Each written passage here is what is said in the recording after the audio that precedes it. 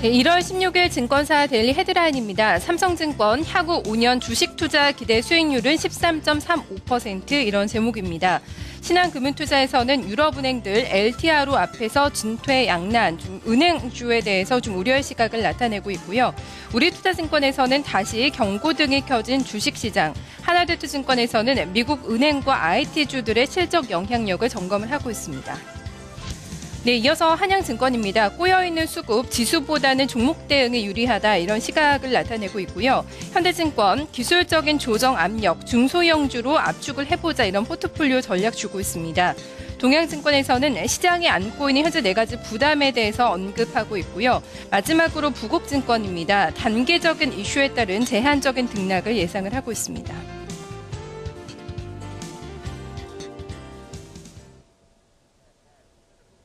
네, 데일리 헤드라인을 같이 확인해 보셨는데요. 중요한 리포트 3가지 요약 정리를 해보도록 하겠습니다. 먼저 우리투자증권의 리포트입니다.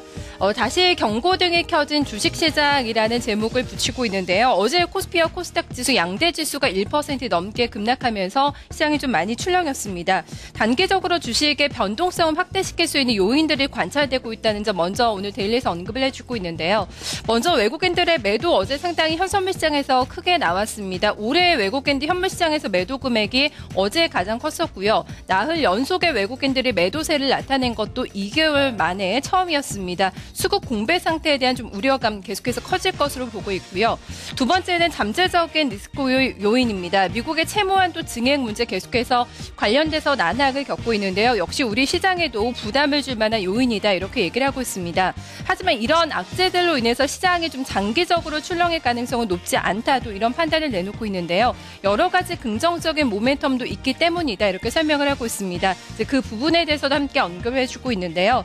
유럽의 리스크가 완화 모드가 지속되고 있다는 점, 그리고 OECD 경기 선행지수가 3개월 연속 상승을 하면서 글로벌 경기 회복에 대한 기대감이 높아지고 있다는 점을 그 두 번째 근거로 얘기를 해주고 있습니다. 그리고 세 번째 가장 큰 모멘텀으로 보고 있는 게 중국의 지표 개선입니다. 지난주에 중국의 수출 지표가 상당히 좀 호조세를 나타내고 있는데요. 18일에 4분기 이제 중국의 GDP가 발표가 될 예정입니다.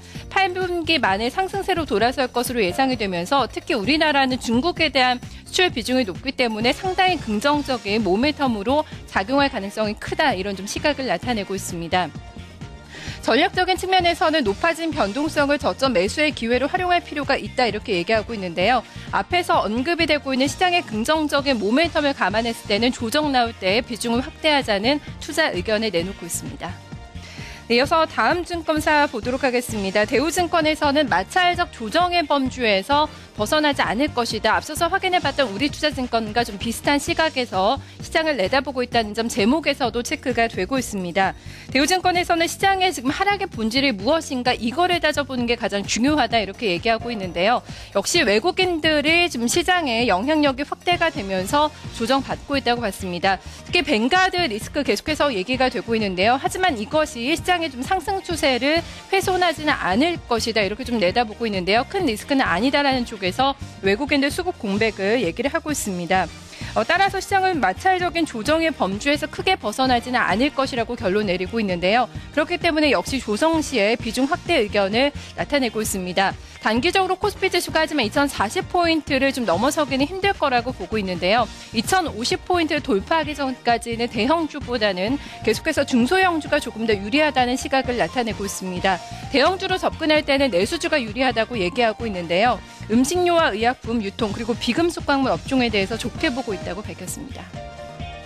네, 마지막으로 하나대투증권입니다. 미국 은행과 IT주 실적 영향력을 점검을 해보자 이런 제목을 붙이고 있는데요. 이번 주에 이제 미국에서 대형 은행주들 그리고 또 일부 IT주들이 실적 발표를 앞두고 있습니다. 이것이 우리 시장에 미칠 그 영향력에 대해서 일단 분석을 하고 있는데요.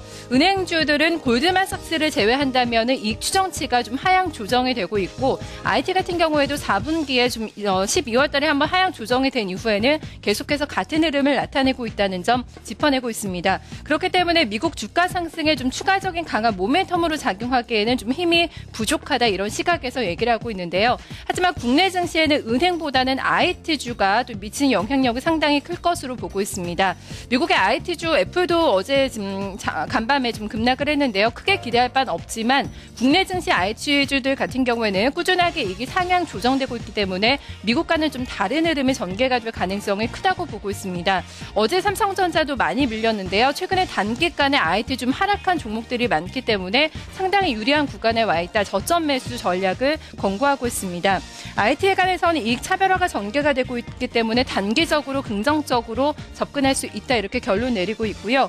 은행주 같은 경우에는 환율 측면에서 역시 긍정적으로 관심 가져볼 만한 두 가지 섹터라고 언급을 해주고 있습니다. 데일리 확인해봤습니다.